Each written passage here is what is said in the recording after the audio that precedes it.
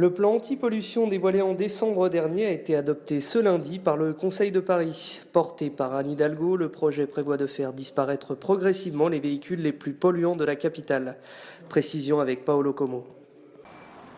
Oui aux touristes, mais pas aux bus. Le plan anti-pollution d'Anne Hidalgo est dans la continuité de la politique écologique amorcée par Bertrand Delanoë, des mesures qui satisfont l'ensemble de la classe politique. On est satisfait, je dirais pas content, mais on est satisfait que enfin la question de la pollution atmosphérique et de ses conséquences sur la santé soit prise au sérieux.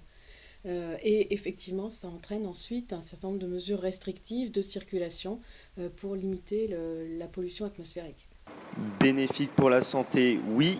D'ailleurs, 85% des Parisiens sont favorables à ce plan, mais les professionnels s'inquiètent de ne plus pouvoir exercer leur activité dans de bonnes conditions. Je pense que c'est une bonne initiative.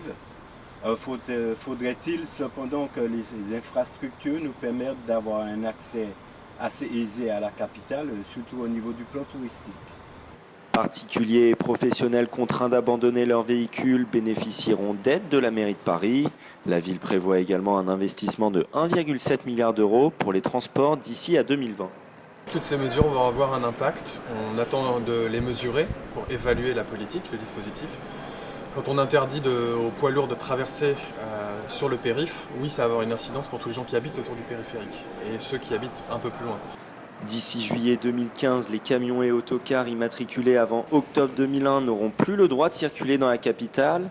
Une bonne nouvelle pour la qualité de l'air à Paris, qui a connu ces derniers mois plusieurs pics de pollution.